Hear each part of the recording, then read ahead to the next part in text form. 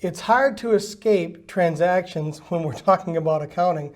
So let's go through some of the more common accounts receivable transactions and look at how we would actually record these in the company's accounting system. So let's pretend, first of all, that we have one customer, Duties for Dollars LLC. That's the name of our customer.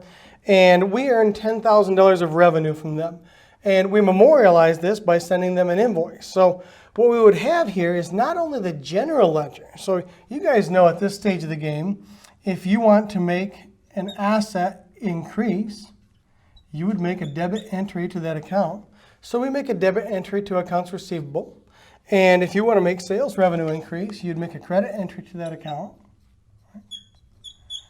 And maybe just as a reminder, keep this in mind.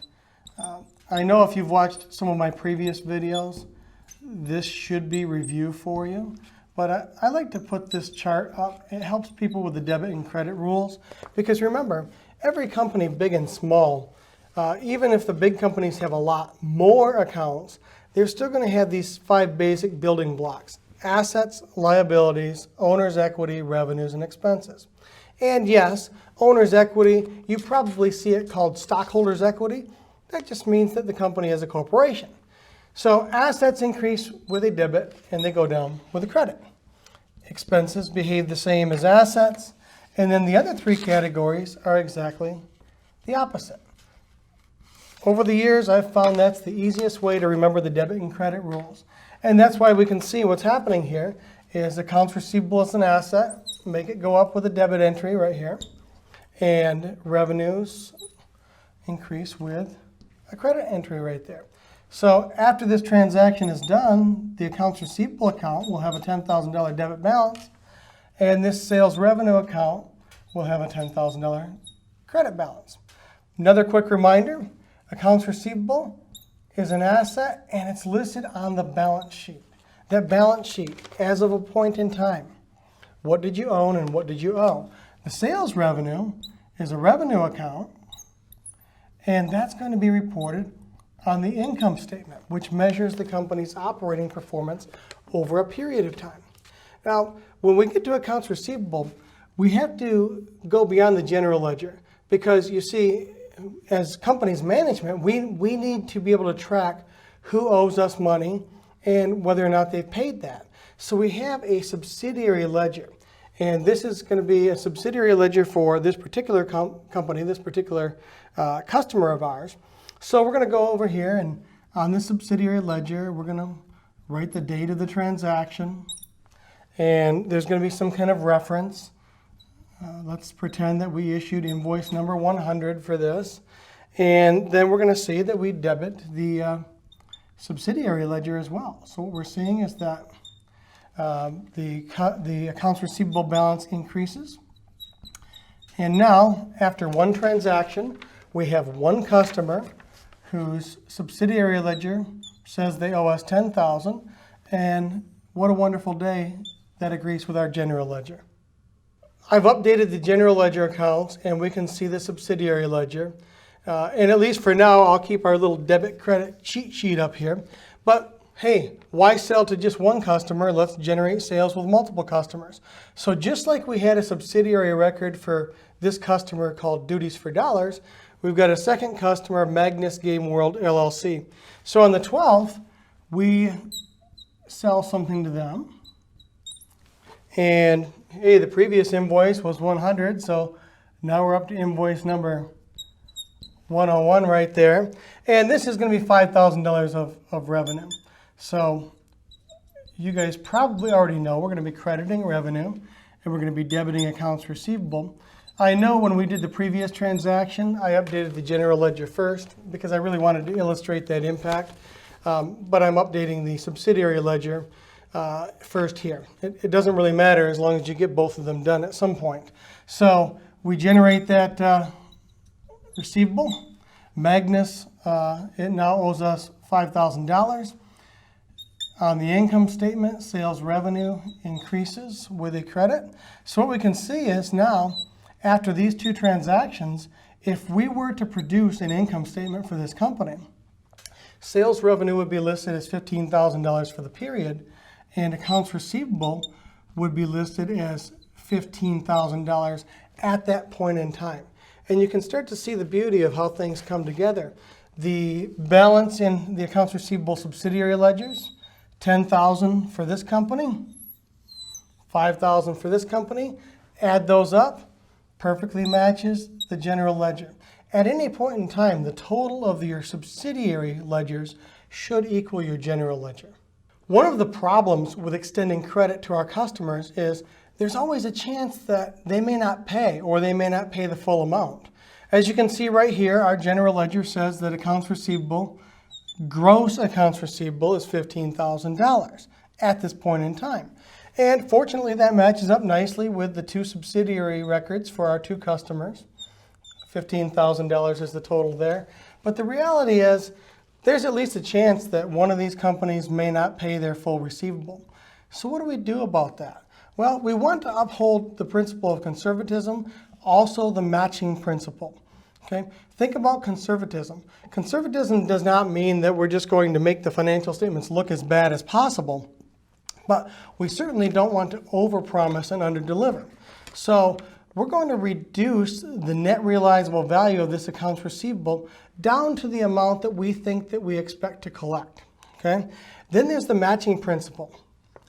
If there is a chance that we think that some of this receivable will not be collected in terms of cash, well then really doesn't it make sense that if we're going to record the good things on the income statement, revenue, something that makes profit increase, shouldn't we also maybe record an expense on that same income statement for that same period so that we're matching the expenses with the revenues and they're being reported in the same period? Accounting is full of estimates, and you know it's a limitation and a beauty of accrual accounting. Estimates allow us to do things like measure bad debt expense before we even identify exactly who might not pay us and how much they might not pay us. But we have to understand that's a limitation. It's an estimate. It probably won't be exactly that amount, but we're going to make an estimate here. So let's say that management says, you know what, we think that at any given point in time, 5% of accounts receivable will not be collected. So all we have to do, and this is admittedly a pretty primitive illustration, but I'm just trying to get a concept here for you guys. There are more detailed ways of coming up with this estimate. We could take a look at accounts receivable and put it into aging categories with newer, a little older, and apply varying percentages to those categories. We could also estimate bad debt expense as a percentage of sales revenue, but let's keep it simple at this point. We think at this point in time, there's a chance that $750 of this receivable will not be collected. So what are we going to do? Well, we're going to record some bad debt expense. Expenses go up with a credit. So we're going to have $750 of bad debt expense on this income statement. And then what we do, now we could, but we're not going to, we could make a credit entry to accounts receivable, which would cause the balance to decrease. But instead of directly affecting accounts receivable, we're going to credit a contra account. Okay? So this is a contra asset on the balance sheet. And the reason it's a contra asset is this asset account has an opposite balance of accounts receivable. So in other words, you can almost think about it as being a negative asset, a negative receivable. At the end of the day, what we're going to do here is we're going to present this on the balance sheet as $15,000 minus $750 for a net realizable value. One of the reasons that we don't want to directly reduce the accounts receivable account is we want to preserve the gross accounts receivable. If nothing else, but for management purposes. We want to be able to reconcile the fact that, hey, $15,000 is the total receivable we're trying to collect. And trust me, we will be just pleased as punch if we can collect all $15,000. However, we're being realistic and conservative, upholding the matching principle by reducing this asset down to a lower amount.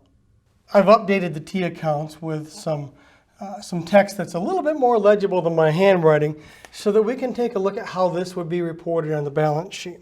So on the balance sheet, you would have the gross accounts receivable of $15,000, and then the allowance for doubtful accounts would be listed as a reduction of those receivables. So the net realizable value boils down to $14,250. See what's happening here? The asset account is normally a debit balance. A debit balance asset means that's a positive asset, which you can see right here. The allowance for uncollectible AR, oh, and I see that I forgot to update that balance, but we can do that right now. The allowance for uncollectible accounts receivable is a credit balance. So that's a negative asset, and you see that right here. So the net value reported on the balance sheet is $14,250. We accomplished that presentation with two separate accounts. Anytime you're seeing the word net, it really means you're taking two accounts, or possibly more than two, at least multiple accounts, and you're netting them together. You're combining them. So we report this amount, $14,250, as the net realizable value of accounts receivable, but we will also disclose in some fashion what the gross receivable is and our allowance. Remember that financial statements are supposed to help users assess future cash flow. How much, how likely, and when. And we have all those building blocks right here. We can see we're telling people this is the total amount that customers owe us, but we're addressing both the how much and the how likely right here by reducing the net realizable value. The when comes in the form of a current asset. Accounts receivable is a current asset. So we know that that means, generally conceived, we expect to convert that asset to cash within the next year. But even going a little bit more specifically for this account, accounts receivable, if you are educated in reading financial statements, you know that accounts receivable is even more current than 1 year. I mean, we're expecting that those are payments that should be showing up within 30 or 60 days, something like that. You can think about what reasonable terms would be with a customer. So we've answered all three questions. How much cash, how likely, and when. This is what our general ledger looks like thus far.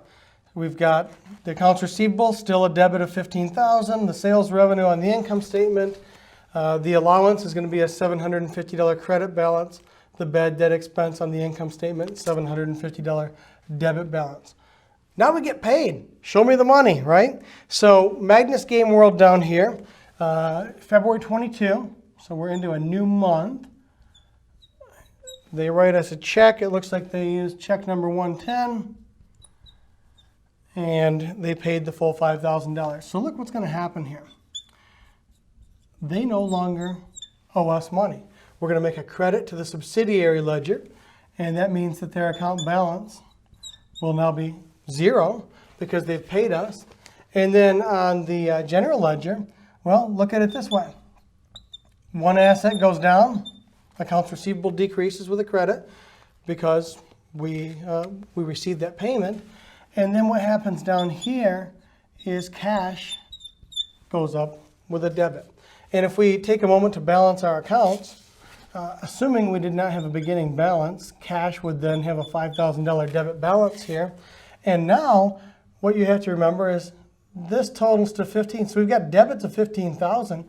We have credits of 5,000. So the new balance in accounts receivable after this payment is $10,000.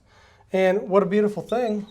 That $10,000 general ledger balance exactly equals what duties for dollars still owes us. Maybe the bigger issue is, when are we going to get paid by these guys? We continue the operations of our company, right? Magnus, their balance is paid in full, still trying to see when duties for dollars is going to pay us. That $10,000 is showing up in our accounts receivable general ledger and the subsidiary.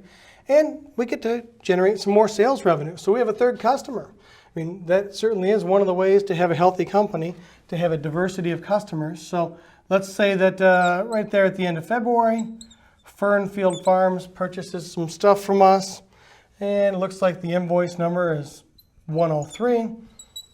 Not the biggest sale of the day, but it's $500. We'll take it. Remember, the reason we're making a debit entry to the subsidiary ledger is that these subsidiary ledgers really support the general ledger. They roll up to the general ledger. So if we would debit AR to make it go up, which is exactly what we would do in this case, then we would also debit the subsidiary ledger to show that that customer owes us some more money.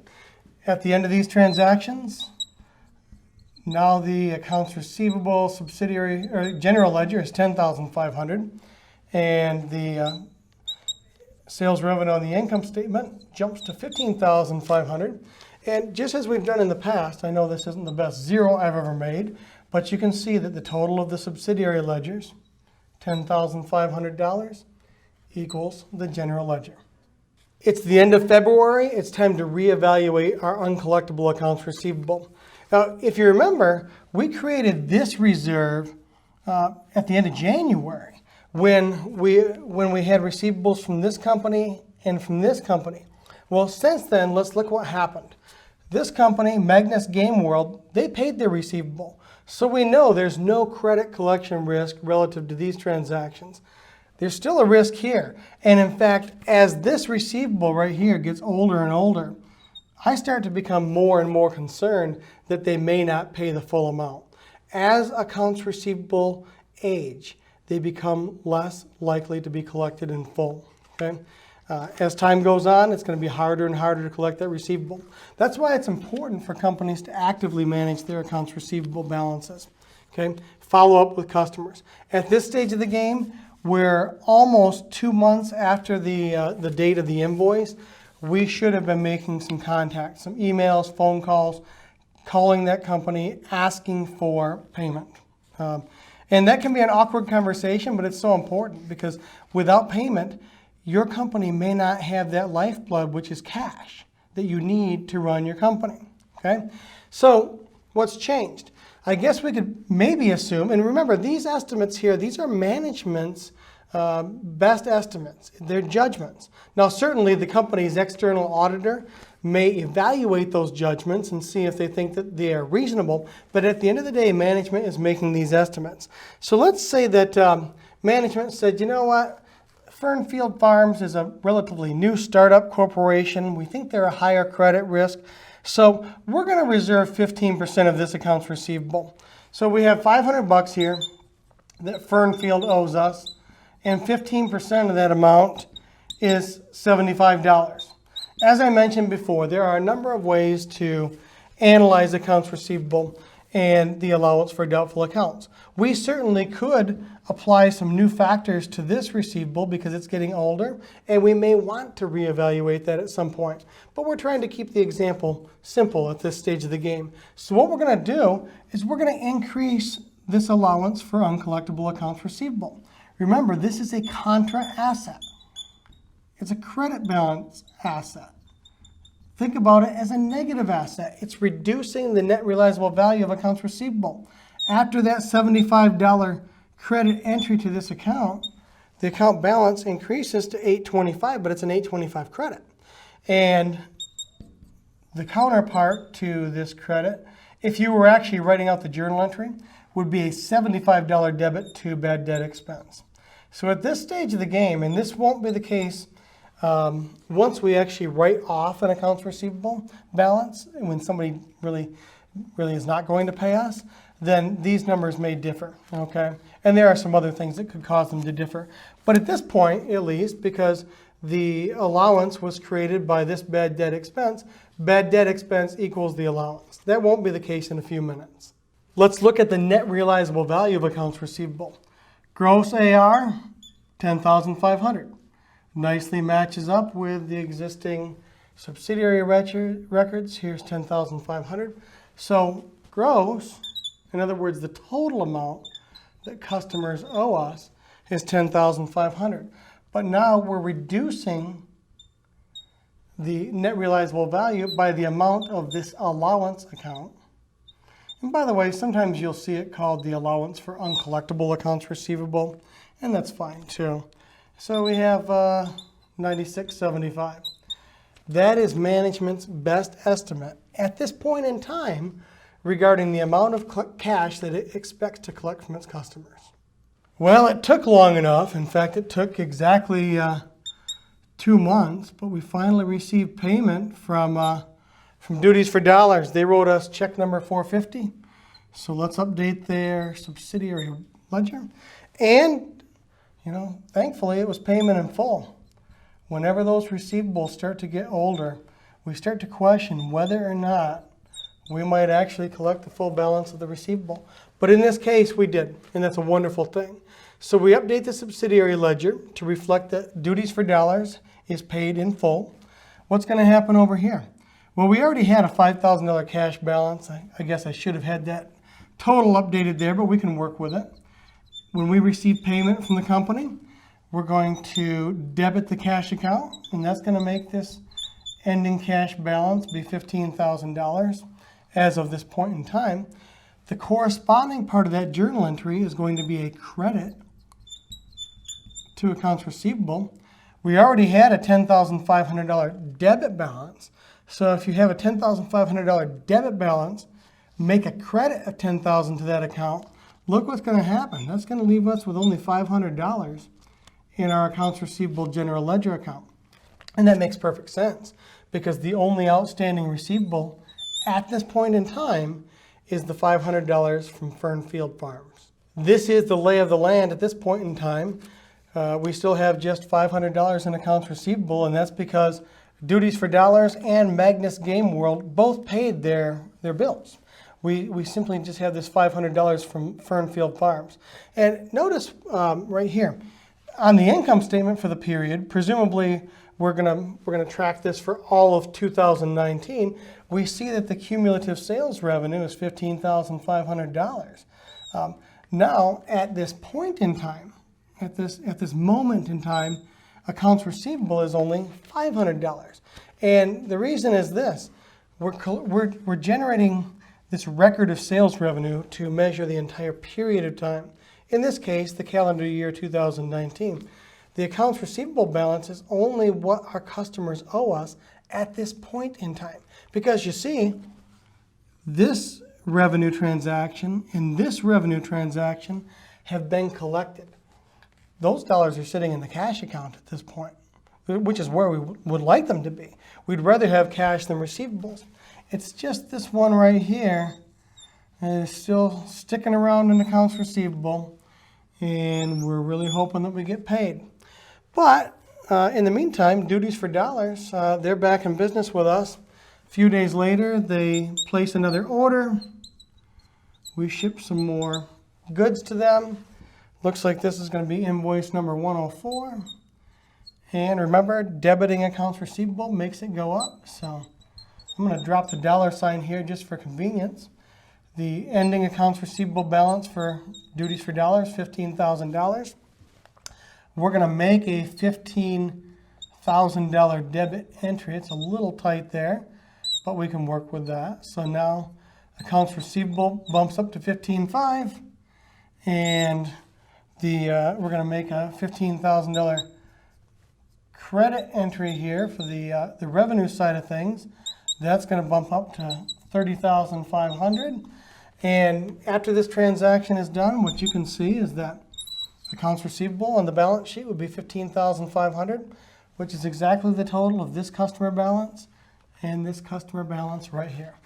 Let's take a look at our net realizable value right here. So right now, accounts receivable, as you can see with the general ledger, $15,500. I'm grabbing that number from this debit balance right here. And our allowance for doubtful accounts, for uncollectible accounts receivable, is a credit balance of $825. And remember, that's a contra asset. This account right here is an asset. This is a contra asset. Assets normally go up with a debit entry, and contra assets go up with a credit entry.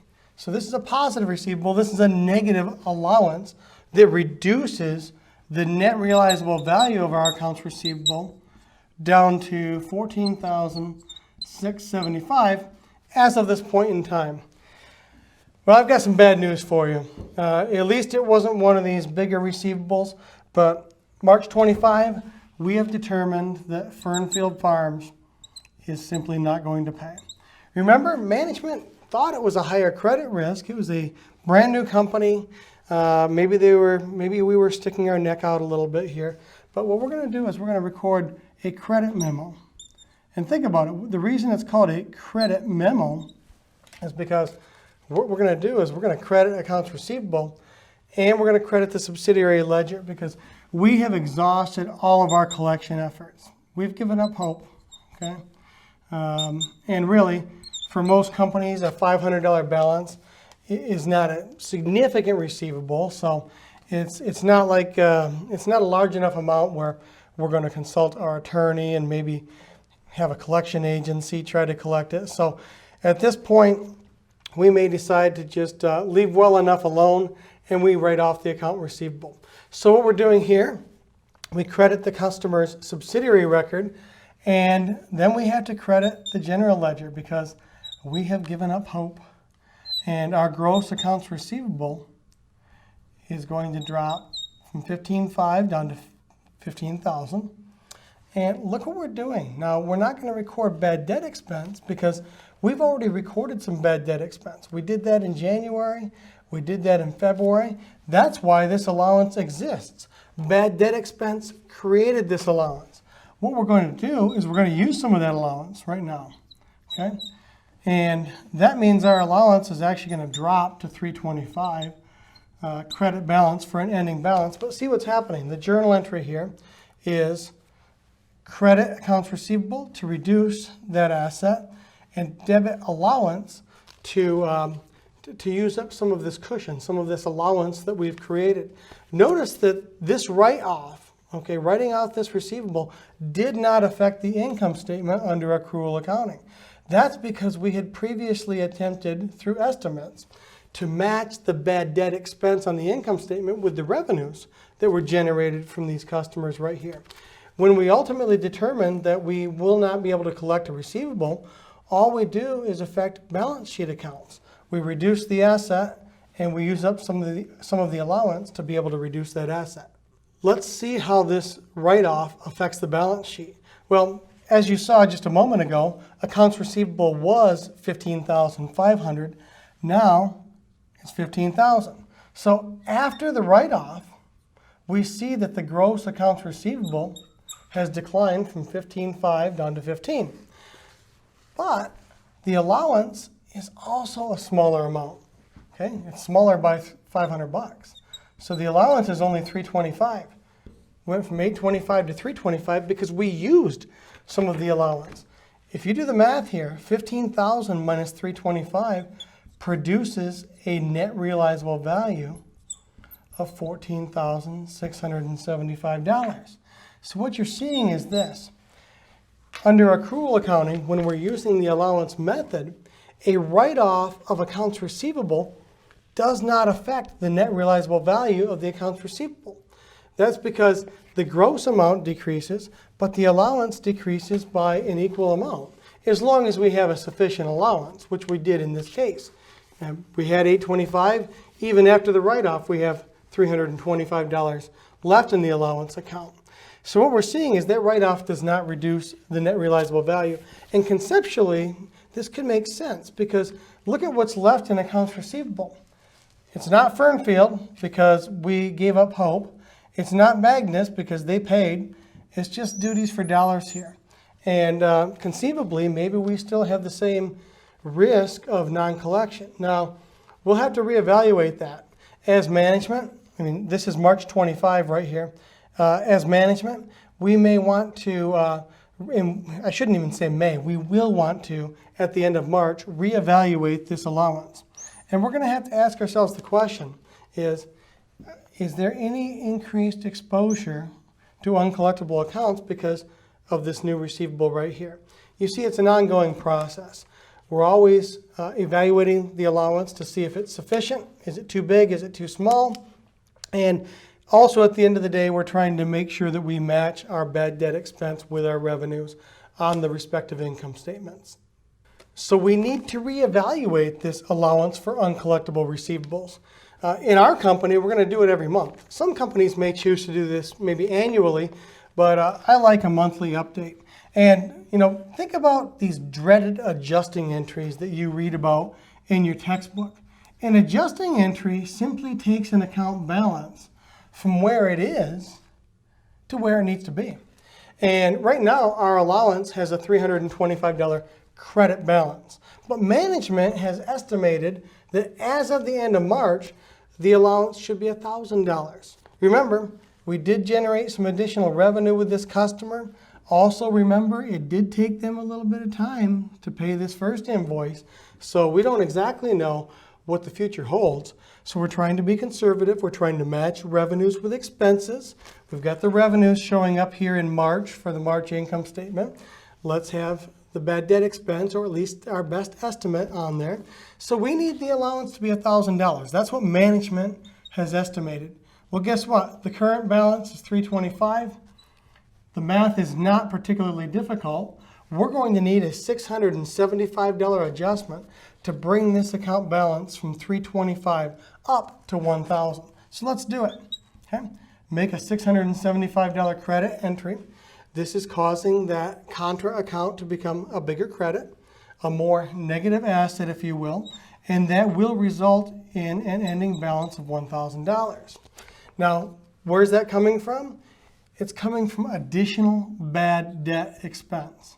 So what we're seeing right here is now our bad debt expense for the period is going to increase by $675. The adjusting entry in this case is debit bad debt expense on the income statement for the month of March and for the fiscal year 2019, and credit the allowance to make it a bigger negative asset.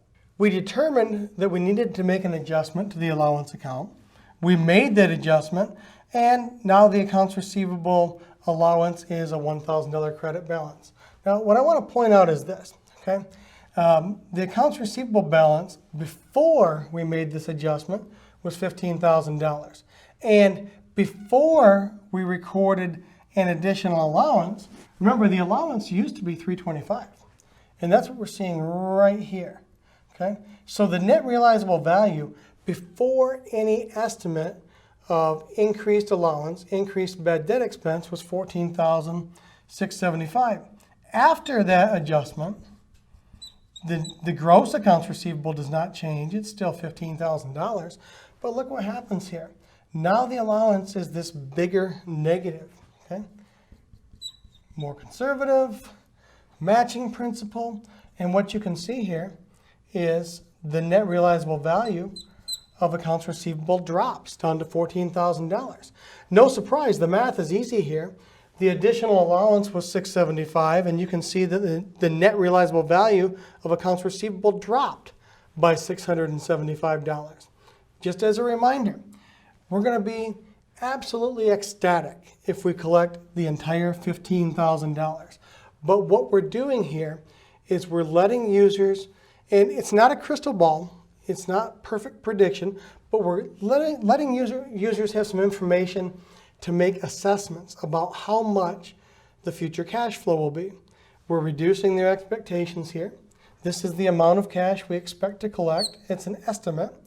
And we've addressed the likelihood via this allowance.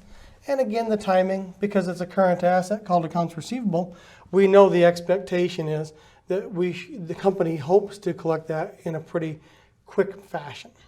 This is a summary of the company thus far. And this is just for the first 3 months of operations, January, February, and March. Thus far, on the income statement, I'm going to label where each one of these goes. Our income statement is going to depict a positive balance, $30,500 of sales revenue, and that is for January through March. Now, of course, we're going to operate this business through December and then beyond, of course, but we're ultimately going to have, hopefully, a much larger sales revenue to report for the entire year of 2019. Now, I know this is unrealistic because there would be lots of other expenses that a company would incur, but bad debt expense is the one on which we're focusing right now because we're talking about accounts receivable. So realistically, there would be other expenses, but thus far, January through March, we have bad debt expense of $1,500. This would reduce the net income reported on our income statement for the year ended December 31, 2019. At the March 31 balance sheet, so at this point in time, March 31, midnight on March 31, what do we own and what do we owe? Well, realistically, certainly more than just accounts receivable, but again, we're only focusing on accounts receivable in this discussion. So we have $15,000 that we own, and the textbook would tell you that's an economic resource. I tend to agree with the textbook because this accounts receivable is pretty close to cash. It's not there yet, but we expect that to be converted to cash in the very near future. But we're being realistic as well. We have a $1,000 allowance, and you know from our previous discussions, that means that the net realizable value on the balance sheet will actually be $14,000. So we're telling people we expect to collect $14,000 from our customers in the very near future. Now, one last thing I'd like to point out. Actually, we should label these too. This is on the balance sheet. This is on the balance sheet as a reduction of assets, and this is on the income statement as an expense. But one last thing I'd like to point out. Notice that after 3 months, the bad debt expense on the income statement is not equal to the allowance for uncollectible AR at the end of March. And that wasn't the case in January and February. January and February, when we had not written off any bad debts, these two circled amounts were equal. But now what you're seeing is this. We generated $1,500 of bad debt expense, and at one point in time, we had more than that in our allowance account. In fact, if we had not written off this Fernfield AR, which we did right here, if we had not done that, then the allowance would have been $1,500 credit. But we used $500 of the allowance to write off this accounts receivable. So what you're seeing is the bad debt expense for the year is in the allowance account, but $500 of that was used to write off a bad debt.